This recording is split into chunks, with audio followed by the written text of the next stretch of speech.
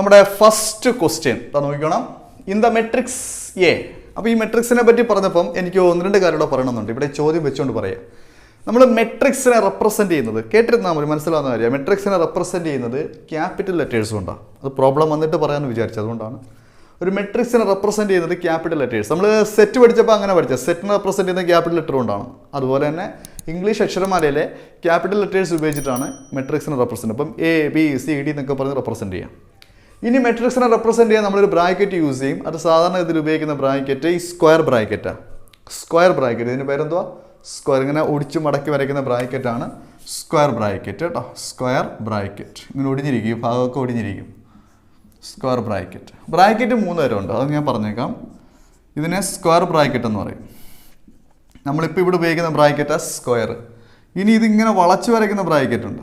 ഇത് നമ്മൾ സാധാരണ 10ാം ക്ലാസ്സിലൊക്കെ നമ്മളിത് ഈ ബ്രാക്കറ്റ് ഒരുപാട് കണ്ടിട്ടുള്ളത്. അത് സിമ്പിൾ ബ്രാക്കറ്റ്.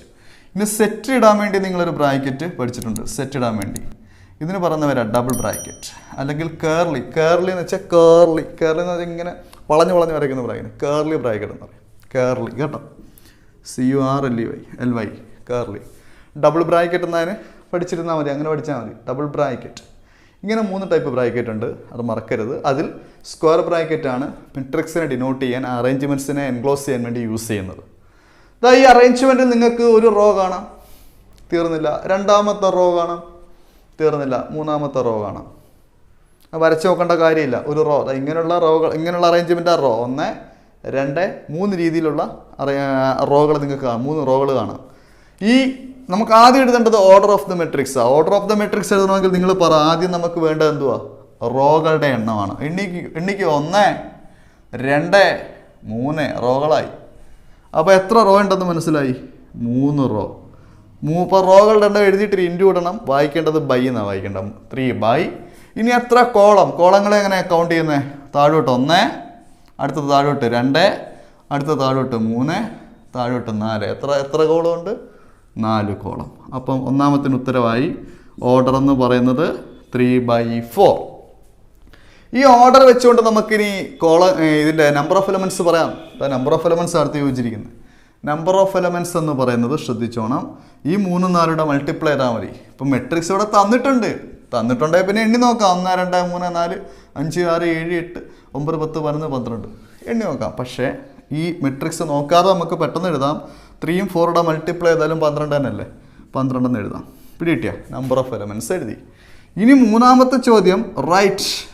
ഇവിടെ ഒരു റൈറ്റ് ഓൾറെഡി കൊടുത്തിട്ടുണ്ട് കേട്ടോ, അതുകൊണ്ട് ഞാൻ ഇനി അത് ശ്രദ്ധിച്ചില്ല, പിന്നെ ഇവിടെ റൈറ്റ് എന്ന് എഴുതി.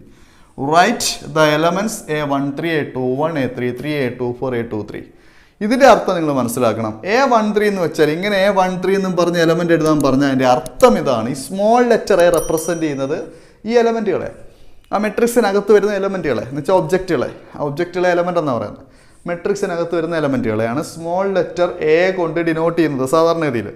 അപ്പോൾ A13യുടെ അർത്ഥം എന്ന് വെച്ചാൽ 13 13 എന്ന് വായിക്കരുത്, അത് 13 എന്നാണ് വായിക്കുന്ന രീതി അതാണ്. 13 ഇത് വായിക്കുന്നത് 21 എന്നല്ല, പിന്നെ അങ്ങനെ 21, ഇത് 33 24 23 അങ്ങനെ വായിക്കാവുള്ളൂ. അത് പൊസിഷനാണ്. 13യുടെ അർത്ഥം ഫസ്റ്റ് റോ. 1 എന്ന് വെച്ചാൽ ആദ്യം കിടക്കുന്ന റോ, രണ്ടാമത് കിടക്കുന്ന കോളമാണ്. ഫസ്റ്റ് റോയിലെ 3ാമത്തെ എലമെൻറ്റ്. ഇതതിൻ്റെ അർത്ഥം. 13യുടെ അർത്ഥം ഫസ്റ്റ് റോയിലെ 3ാമത്തെ എലമെൻറ്റ്. അപ്പോൾ നോക്കിയാൽ ഫസ്റ്റ് റോയിലെ 3ാമത്തെ എലമെൻറ്റ്, ഫസ്റ്റ് റോ ഇതാണ്. ഇതിലെ 3ാമത്തെ എലമെൻറ്റ് ആരാന്ന് ചോദിച്ചാൽ ആരാ?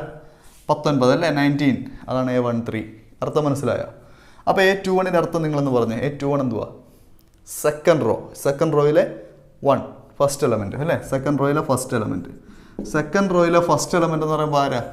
35 ആണ്. അപ്പോൾ ഇനി ഓരോന്ന് ചടപടാന്ന് പറയാമല്ലോ. A33 പറഞ്ഞോ, ടപ്പേന്ന് പറഞ്ഞു. A33 എന്തോ അർത്ഥം എന്തുവാ? തേർഡ് റോയിലെ തേർഡ് എലമെൻറ്റ്, 3ാമത്തെ റോയിലെ 3ാമത്തെ എലമെൻറ്റ്. 3ാമത്തെ റോ ഇതാണ്, 3ാമത്തെ എലമെൻറ്റ് ഇതായവനാണ്, -5. അടുത്തത് A24 പറ, അർത്ഥം പറ. സെക്കൻഡ് റോയിലെ 4th എലമെൻറ്റ്. എന്ന് പറയുമ്പോൾ എന്തായവനാണ്? 12. കാര്യം മനസ്സിലായോ? അടുത്ത A23 പറ. A23 second റോയിലെ third element. എന്ന് പറയുമ്പോൾ സെക്കൻഡ് റോ ഇതാണ്, തേർഡ് എലമെൻറ്റ് ഇതായവനാണ്, 5/2. അപ്പോൾ ഈ എലമെൻറ്റുകളെയാണ് അവരവിടെ ചോദിച്ചിരിക്കുന്നത്. അപ്പം ഇതിനെ 13 എന്ന് വായിക്കരുത് 13, 21 എന്ന് വായിക്കരുത് 21, 33 എന്ന് വായിക്കരുത് 33, 2 4 2 3 ഇങ്ങനെ വായിച്ച് ശീലിക്കണം. ഓരോന്നിൻ്റെ അർത്ഥം എങ്ങനെ എടുക്കുന്നതെന്ന് മനസ്സിലായല്ലോ. ഓക്കെ, ഇത്രയേ ഉള്ളൂ ഇത്. അപ്പോൾ ഇങ്ങനെ ഈ 3 ചോദ്യങ്ങളുടെ ഉത്തരം ഇത് 3 മാർക്ക്. ഈ രീതിയിൽ ചോദിച്ച വളരെ സിമ്പിൾ ചോദ്യമാണ്. ഓർഡറൊക്കെ സ്ഥിരമായിട്ട് ചോദിക്കാവുന്ന ചോദ്യങ്ങളാണ് 1 മാർക്കിനൊക്കെ. അപ്പോൾ ഇങ്ങനെ ചോദിച്ചാൽ ഒരു ഡൗട്ടും കൂടാതെ നമുക്ക് എഴുതാമല്ലോ. കാര്യം മനസ്സിലായല്ലോ. ഓക്കെ, നെക്സ്റ്റ് ക്വസ്റ്റ്യൻ ഇതാണ്. If A matrix has 24 elements, ഒരു മെട്രിക്സിൽ 24 എലമെൻറ്റ്സ് ഉണ്ട്, മെട്രിക്സ് തന്നിട്ടില്ല. What are the possible orders it can have? തിരിച്ചു ചോദിച്ചു. 24 എലമെൻ്റ് ഉള്ള മെട്രിക്സിൻ്റെ ഓർഡറുകൾ ഏതാ, വലിപ്പം എങ്ങനെയൊക്കെ പറയാൻ കഴിയും? അപ്പോൾ നമ്മൾ കഴിഞ്ഞ ടോപ്പിക്കിലെല്ലാം നമ്മൾ നോട്ട്സ് പഠിച്ചപ്പോൾ ഓർഡർ m/n ആണെങ്കിൽ അവിടെ m/n എലമെൻറ്റ്സ് ഉണ്ടെന്ന് പഠിച്ച്, അല്ലെങ്കിൽ ഓർഡർ 3/4 ആണെങ്കിൽ 12 എലമെൻറ്റ്സ് ഉണ്ടെന്ന് പഠിച്ചു അല്ലേ. മൾട്ടിപ്ലൈ ചെയ്യുമ്പോൾ എലമെൻറ്റ്സിൻ്റെ എണ്ണം കിട്ടും. ഇവിടെ എലമെൻറ്റ്സിൻ്റെ എണ്ണം 24 ആണ്. അപ്പോൾ 2 ചോദ്യമുണ്ട് ഇവിടെ. 24 എലമെൻറ്റ്സ് വെച്ചുകൊണ്ട് ഓർഡർ എങ്ങനെയൊക്കെ പറയാം. അതുപോലെ തന്നെ ഇഫ് ഇറ്റ് ഹാസ് 13 എലമെൻറ്റ്സ്, 2 ചോദ്യമാണ് കേട്ടോ, 2 ചോദ്യം കേട്ടോ.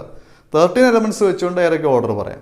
അപ്പോൾ നമുക്ക് ഓർഡർ 24നെ പറ്റി അല്ലെങ്കിൽ 24 എലമെൻറ്റ്സിനെ പറ്റി ആദ്യം പറയാം. അപ്പോൾ 24 എലമെൻറ്റ്സ് എന്ന് ഹെഡിങ് കൊടുക്കാം. 24 എലമെൻറ്റ്സ് വരണമെങ്കിൽ പോസിബിൾ ഓർഡേഴ്സ് എന്തൊക്കെയായിരിക്കണം? അതിന് നിങ്ങൾ മൾട്ടിപ്ലിക്കേഷൻ ടേബിൾ ആലോചിച്ചാൽ മതി. 2 നമ്പർ മൾട്ടിപ്ലൈ ചെയ്യുമ്പം 24 കിട്ടണം. ആ മൾട്ടിപ്ലൈ ചെയ്യാൻ ഉപയോഗിക്കുന്ന നമ്പറുകൾ നാച്ചുറൽ നമ്പർ ആയിരിക്കണം. കാരണം റോകളുടെ എണ്ണവും കോളങ്ങളുടെ എണ്ണവുമാണ്. എണ്ണമല്ലേ ഓർഡറായിട്ട് പറയുന്നത്. അപ്പോൾ തീർച്ചയായിട്ടും ഉപയോഗിക്കുന്ന number natural number, negative number എന്ന് ഇവിടെ ചിന്തിക്കരുത്. 24 എലമെൻറ്റ്സ് കിട്ടണമെങ്കിൽ ഏതൊക്കെ നമ്പറുകളെ 2 നമ്പറുകളെ മൾട്ടിപ്ലൈ ചെയ്യണം? വളരെ സിമ്പിളായിട്ട് പറഞ്ഞു തുടങ്ങാം. 1 × 24 എന്ന് വെച്ചാൽ 1/24. 1 × 24യുടെ മൾട്ടിപ്ലൈ ചെയ്താൽ 24. ഇങ്ങനെ ചിന്തിക്കണം. ഇനി നിങ്ങൾ പറഞ്ഞു നോക്കിയോ, വേറെ അടുത്ത എലമെൻറ്റ് പറ. ഒരു ഓർഡറിലങ്ങ് പോട്ടെ. 2 × 12 24 അല്ലേ. അപ്പോൾ ഇതെങ്ങനെ വായിക്കുന്നത്?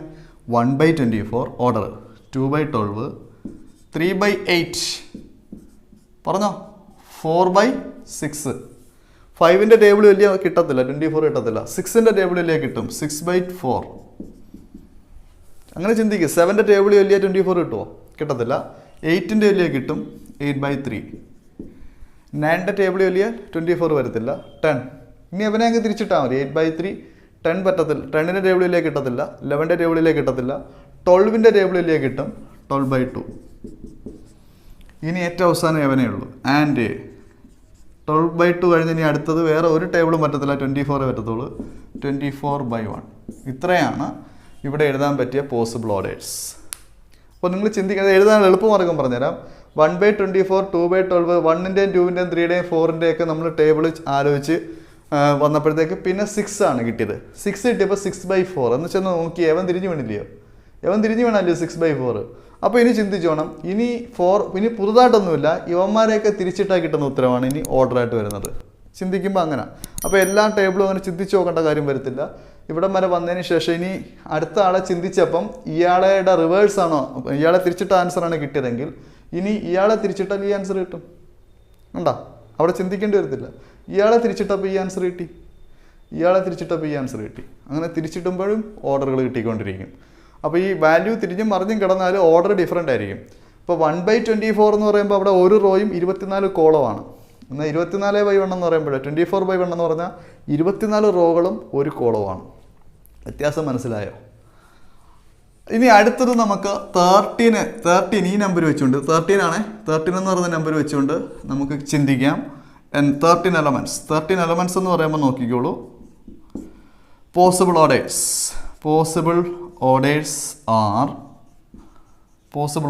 ആർ ചിന്തിക്കുക. 13 എന്ന് ഉത്തരം കിട്ടണം. 13ൻ്റെ പ്രത്യേകം എന്താ അറിയോ? 13 ഒരു പ്രൈം നമ്പർ, അഭാജ്യ സംഖ്യയാണ്. പ്രൈം നമ്പർ ആണെങ്കിൽ അതിനെ 2 ടേബിൾ ചൊല്ലുമ്പോൾ മാത്രമേ ഉത്തരം കിട്ടൂ. 2 സംഖ്യകളുടെ ടേബിൾ ചൊല്ലിയാൽ മാത്രമേ ഏതൊരു പ്രൈം നമ്പറിൻ്റെയും ഉത്തരം കിട്ടത്തുള്ളൂ. അപ്പോൾ 13 പ്രൈം നമ്പർ ആയതുകൊണ്ട് ഇതിന് 2 ഓർഡറേ കാണുകയുള്ളൂ എന്ന് സാരം. അത് ഏതൊക്കെയാണെന്ന് ചോദിച്ചാൽ 1/13, 1 എന്നല്ല 1 × 13 പറയുന്നത് 1/13, 1 × 13. ഇനി ഇതിനെ തിരിച്ചിട് 13 × 1. വേറെ ഏതൊരു ടേബിൾ ചൊല്ലിയാലും ഈ പറയുന്ന ഓർഡേഴ്സ് കിട്ടത്തില്ല. പിടികിട്ടിയോ? ഇങ്ങനെയാണ്. അപ്പോൾ 13 എലമെൻറ്റ്സ് എന്ന് പറയുമ്പോൾ പോസിബിൾ ഓർഡേഴ്സ് ആർ 1/13 ആൻഡ് 13/. അപ്പോൾ ഇവിടെ നിങ്ങൾ ഓർത്തിരുന്നോണം, തന്നിരിക്കുന്ന ഒരു പ്രൈം നമ്പർ ആണെന്ന് മനസ്സിലായിട്ടുണ്ടെങ്കിൽ അതിന് 2 ഓർഡർ എഴുതാൻ പറ്റൂ. അത് ഒന്ന് 1/13 ഈ പറഞ്ഞല്ലോ 13 ഡേയ്സിന് ഞാൻ തിരിച്ചിട്ടാൽ പിന്നെ എന്നെ തിരിച്ചിട്ടാൽ മതി. 2 ഓർഡർ. അതേസമയം പ്രൈം നമ്പർ അല്ലാത്തതിന് കോമ്പോസിറ്റ് നമ്പർ എന്ന് പറയും. കോമ്പോസിറ്റ് കേട്ടോ, കോമ്പോസിറ്റ് നമ്പറാണ് തന്നിരിക്കുന്നതെങ്കിൽ തന്നിരിക്കുന്നതെങ്കിൽ നമുക്ക് അവിടെ ചിന്തിക്കേണ്ടി വരും, ടേബിൾ ചിന്തിക്കേണ്ടി വരും, ഒരുപാട് ഓർഡേഴ്സ് എഴുതാൻ കഴിയും. ഓക്കെ.